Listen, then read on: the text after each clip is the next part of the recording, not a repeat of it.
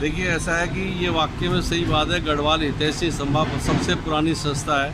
और एक हम को प्रतिनिधि सभा के रूप में भी जानना चाहते हैं और जानते भी हैं। और आज एक ऐसा विषय पूरे उत्तराखंड नहीं, देश नहीं, विश्व के अंदर जिसने आंदोलित किया है, इस समय ज़रूरी बनता है कि हम लोग राजनीतिक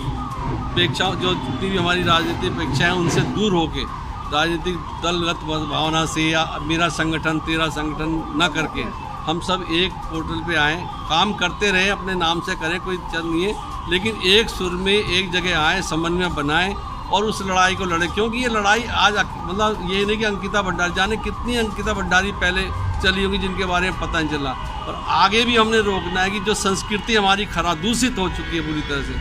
क्या वो देवता खुश हो रहे होंगे? आज सवाल वही है कि आज हम जो है अभी उत्तराखंड जन मोर्चा के माध्यम से हम लोग भी उन लोगों को समर्थन देने आए कि आप लड़े, हम लोग साथ में हैं।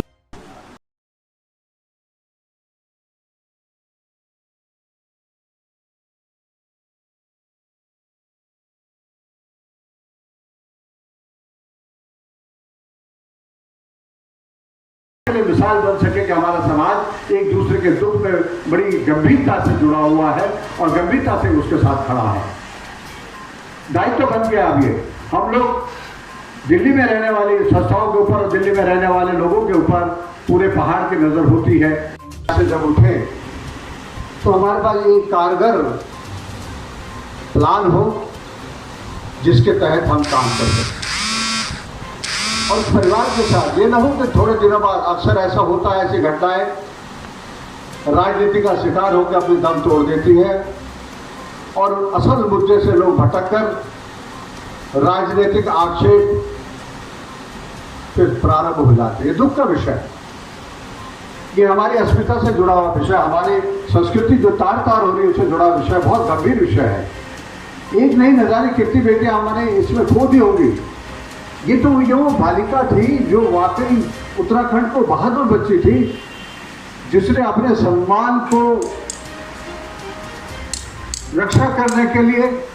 बहादुरी की उस प्रकाष्ठा तक पहुंची कि अपने जान तक दे दिया, अपने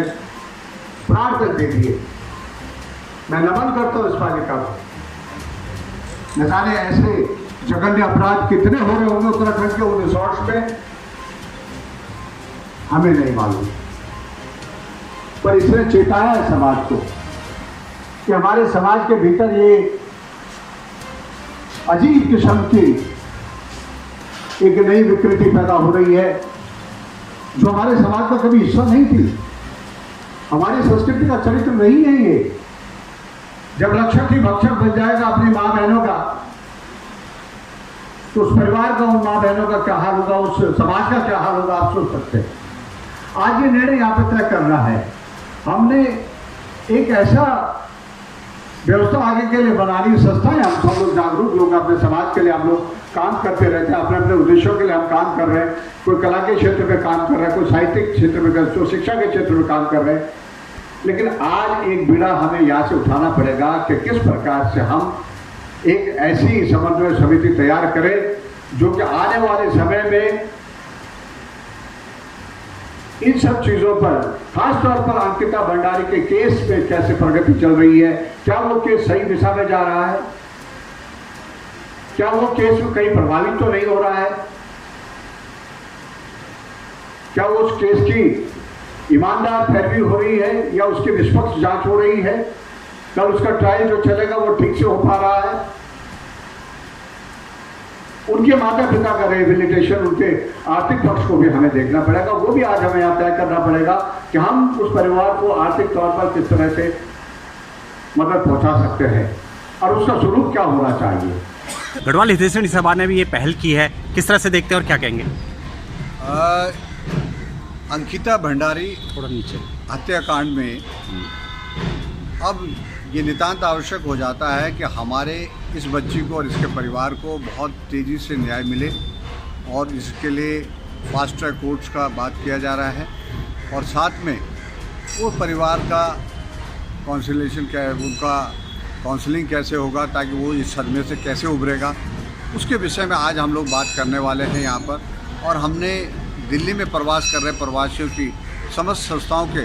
अध्यक्ष महासचिव और उनके जो पदाधिकारी हैं उनको आमंत्रित किया है कि वो आएँ और यहाँ पर एक पुख्ता सलाह मशवरा करके पुख्ता तैयारी की जाए कि इसमें आगे न्यायिक प्रक्रिया में हम क्या चाहते हैं और उनके रिहेबिलिटेशन के लिए क्या होना चाहिए, अंकिता के परिवार के लिए अगर कोई कंपनसेशन की बात है तो क्या होना चाहिए। और इससे हम सरकार से एक तरह की बिल्कुल ठोस ढंग से मांग करने वाले हैं। साथ ही ये ज़रूर होगा कि इसमें न्याय हमें चाहिए। इतना जघन्य अपराध उत्तराखंड में बर्दाश्त नहीं किया जा सकता, चाहे कोई कितना ही बलशाली व्यक्ति क्यों नहीं है, कितना ही रसूख वाला व्यक्ति क्यों नहीं है, लेकिन उसको यहाँ पर बर्दाश्त नहीं किया जा सकता। सर